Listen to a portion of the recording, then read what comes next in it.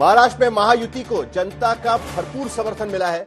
विशाल बहुमत के साथ महायुति सरकार बनाने को तैयार बैठी है, लेकिन यह बहुमत अपने साथ एक पेच लेकर भी सामने आया है। सवाल यह है कि आखिर महाराष्ट्र का मुख्यमंत्री कौन होगा और किस पार्टी से बनेगा। और इससे भी बड़ा सवाल यह है कि क्या एकनाथ शिंदे महाराष्ट्र के मुख्यमंत्री दोबारा बनेंगे? अगर नहीं तो फिर उनकी भूमिका सरकार में क्या होगी? अभी चीफ मिनिस्टर की रेस में देवेंद्र फडणवीस भी बहुत आगे चल रहे हैं, वही एकनाथ शिंदे कहीं ना कहीं बैकफुट पर नजर आ रहे हैं। भारतीय जनता पार्टी के अलावा अब सहयोगी दल के नेता आठवले ने भी फडणवीस का खुलकर समर्थन किया है, लेकिन इन सब के बीच में अभी भी महायुति के चेहरे पर, किसी भी चेहरे पर महायुति की तरफ से मुहर नहीं लग पाई है। अंदर खाने में खींचतान का खेल चल रहा है। नतीजे आए 3 दिन हो चुके हैं, लेकिन साफ नहीं हो सका है कि महाराष्ट्र का अगला मुख्यमंत्री कौन बनेगा, और उससे भी बड़ा सवाल कब बनेगा। इस पर चर्चा के लिए हमारे साथ तमाम सहयोगी जुड़ेंगे, लेकिन पहले देखिए यह रिपोर्ट और उसके बाद बात करेंगे अपने मेहमानों से।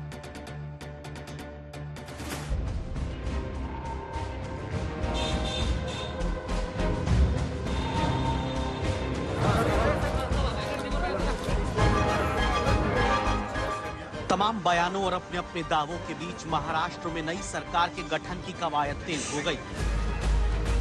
राजभवन पहुंचकर एकनाथ शिंदे ने सीएम पद से इस्तीफा दे दिया।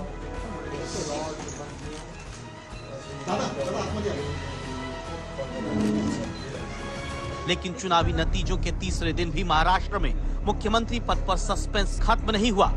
नए मुख्यमंत्री को लेकर यूं तो अटकलें कई चलती हैं, लेकिन महाराष्ट्र में बढ़ते सियासी घटनाक्रम को गौर से देखिए तो तस्वीर कुछ कुछ साफ होती दिखती है।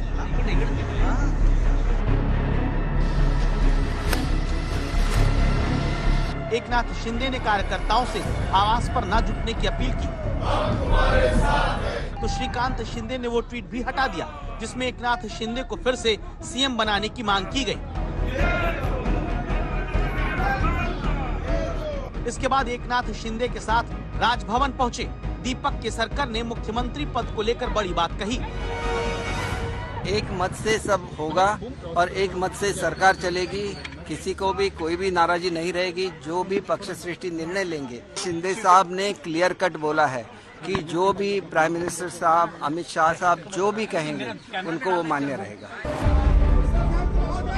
एकनाथ शिंदे ने कहा कि मोदी और शाह जो तय करेंगे वो मंजूर है, यानी सीएम पद पर बीजेपी की दावेदारी बेहद मजबूत हो गई है और इसके पीछे सियासी वजह भी काफी बड़ी है। महाराष्ट्र विधानसभा चुनाव में बीजेपी ने 89% सीटों पर जीत हासिल की है, जो 2014 की जीत से भी बड़ी है। इसके साथ 2019 से 2024 तक के राजनीतिक घटनाक्रम के बाद बीजेपी सीएम पद के जरिए कार्यकर्ताओं का मनोबल बढ़ाने की कोशिश करेगी। बीजेपी इस बड़ी जीत में सूबे में मजबूत हुए सियासी वर्चस्व को 2029 तक बनाए रखने की कोशिश करेगी, साथ ही अपनी अगुवाई में सरकार का नेतृत्व करेगी।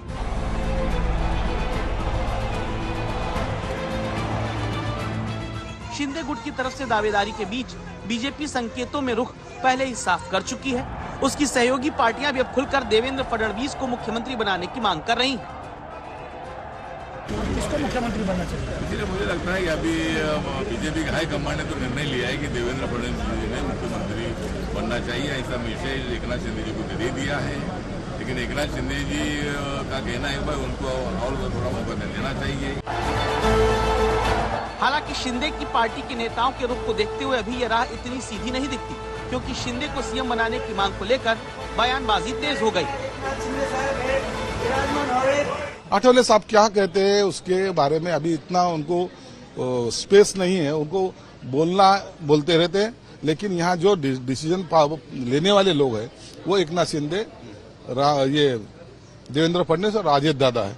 आठवले साहब का एक उनका वैयक्तिक मत है, वो कहते रहेंगे, लेकिन ये निर्णय लेने की क्षमता इन तीनों में है। लेकिन हम चाहते हैं कि शिंदे साहब मुख्यमंत्री बने। हमारे पार्टी ने क्या करना चाहिए ये तय करने के अधिकार हम सब ने एकनाथ शिंदे साहब को दिए हैं। आठवले साहब का रिस्पेक्ट है, लेकिन हमारे पार्टी में क्या होना चाहिए क्या नहीं होना चाहिए ये हम पार्टी। शिंदे गुट लगातार दावा करता है कि चुनाव एकनाथ की अगुवाई में ही लड़ा गया, लिहाजा उन्हें ही मुख्यमंत्री पद मिलना चाहिए। साथ ही शिंदे गुट जीत में अहम भूमिका निभाने वाली लाडली बहना जैसी योजनाओं का श्रेय लेकर अपने सियासी दबदबे को मजबूत करना चाहता है। कोशिश ये भी कि विधानसभा में इस बड़ी जीत के बाद मराठा नेता के तौर पर एकनाथ शिंदे और मजबूती से स्थापित हो। साथ ही सोच ये भी कि अगर शिंदे दोबारा मुख्यमंत्री बनते हैं तो विधायकों को साथ रखना और भविष्य में उद्धव ठाकरे की राजनीति का जवाब देना आसान होगा। इन मांगों के बीच बीजेपी का रुख बेहद सधा हुआ है। भाई थोड़ा समय जा रहा है, लेकिन जनता के हित में, महाराष्ट्र के हित में है। महाराष्ट्र को आगे लेके जाने के लिए है। हमारा केंद्रीय नेतृत्व और महाराष्ट्र के तीनों नेता बैठेंगे और मुझे लगता है योग्य निर्णय होगा। ऐसा निर्णय होगा कि महाराष्ट्र की जनता के लिए, विकास के लिए डबल इंजन सरकार जो चलेगी वो देश के हित, महाराष्ट्र के हित में काम करेगी। तो उनके पास बहुमत है। अगर बहुमत नहीं है तो उनको बहुमत कैसा प्राप्त करना है, किसी को तोड़ना है, किसी को खरीदना है, इस बारे में लोग माहिर है। आपने देखा होगा महाराष्ट्र में तो बहुमत के लिए शिंदे की पार्टी भी तोड़ सकते हैं और अजित पवार की पार्टी भी तोड़ सकते हैं।